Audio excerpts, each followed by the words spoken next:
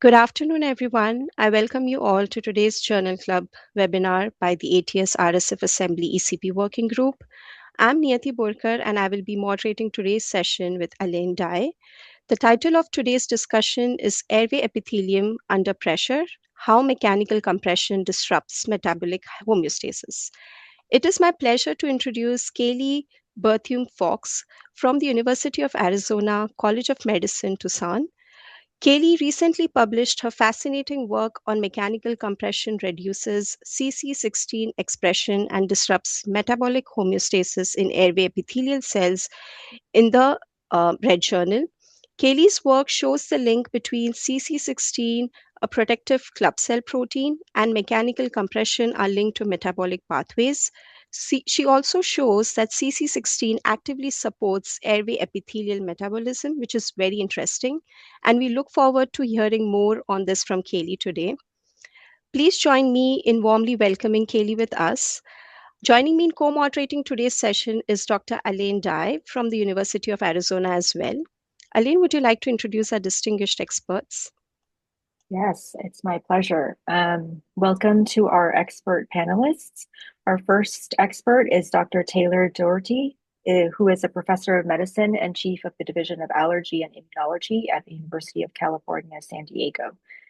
He is a physician scientist and internationally recognized investigator in allergic airway inflammation with particular expertise in group 2 innate lymphoid cells, or ILC2s, and their role in asthma and type 2 immunity. His research has helped define how environmental allergens, epithelial signals, and lipid mediators regulate ILC2 activation and contribute to airway inflammation and remodeling. We are very delighted to have him today for the discussion.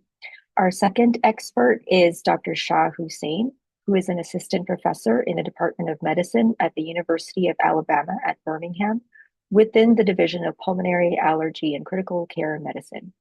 Dr. Hussain's research focuses on understanding the structural and molecular mechanisms underlying chronic lung diseases, particularly COPD. His work also extends into environmental and infectious lung injury, including how cigarette smoke alters epithelial antiviral responses. And we are very pleased to also have Dr. Hussain to join us today. Kayleigh, you're welcome to start whenever you're ready. Thank you, Alane. And thank you again to Dr. Borkar, Dr. Hussain, Dr. Doherty, and of course, Daniel for taking time out of your busy schedules to be here.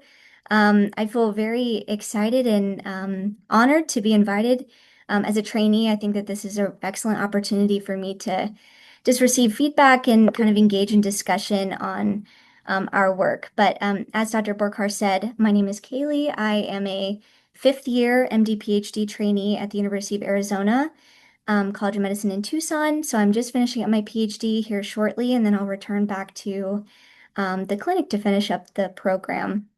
So again, thank you to the panelists, and thank you to the audience as well. So our work really begins with the fundamental clinical fact that there are, of course, many endotypes of asthma. And what's sort of interesting about that spectrum and sort of heterogeneity of asthma is that all types share a common symptom, and that is bronchoconstriction or asthma attacks. And certainly this is a disease that impacts, quite a large population here in the United States, but, really worldwide. And that makes for an important demand and certainly market for designing interventions and drugs to sort of bridge the gap for these patients. And right now, many drugs in the market are really designed to target inflammatory processes, smooth muscle hyperresponsiveness, things of that nature. But, unfortunately, there still is a spectrum of responders and non-responders to these drugs. And so ultimately, that leaves, quite a large gap in how we successfully manage these patients and sort of reduce the number of asthma attacks or exacerbations that they have, and how they progress in their disease process. Because, another aspect of asthma is that, there is an irreversible progressive sort of aspect to this disease in the fact that, you can see on the right-hand side, I have a nice histology picture where you can see on the right side of that is some airway remodeling, and we characterize that typically as, thickened basement membrane, and of course that's due to fibroblast activation and collagen deposition. We also see some smooth muscle hypertrophy and other, hyperplasia or epithelial stress. And so ultimately, remodeling of the airway leads to a more stiff and, of course, thicker airway.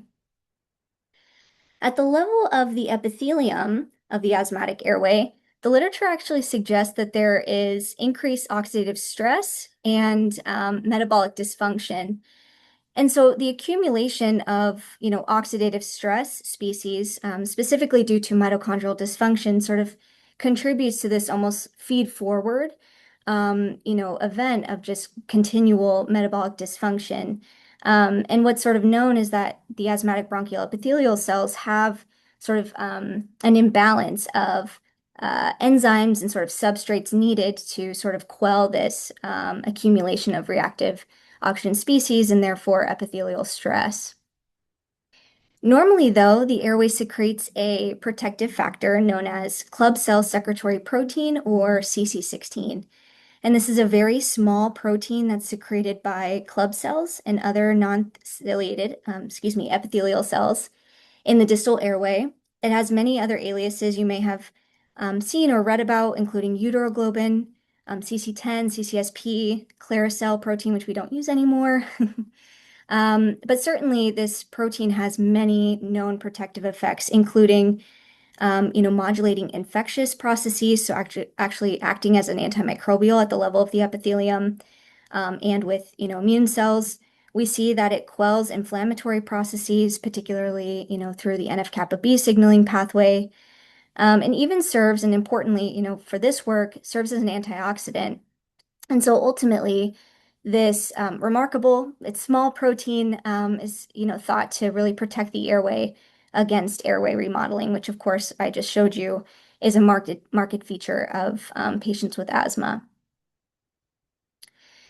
Unfortunately, though, in patients with asthma, but other chronic respiratory diseases, including COPD, we see that CC16 is actually decreased in these patients. And so I just told you all of the amazing sort of protective effects that this protein has. And so the loss of this protection certainly leaves the airway vulnerable to inflammatory processes and oxidative stress, and therefore this sort of, idea of epithelial dysfunction and airway remodeling. And when we think about the clinical data, really since the 90s, we've seen clinical evidence of low levels of CC16 trending with lung function in humans.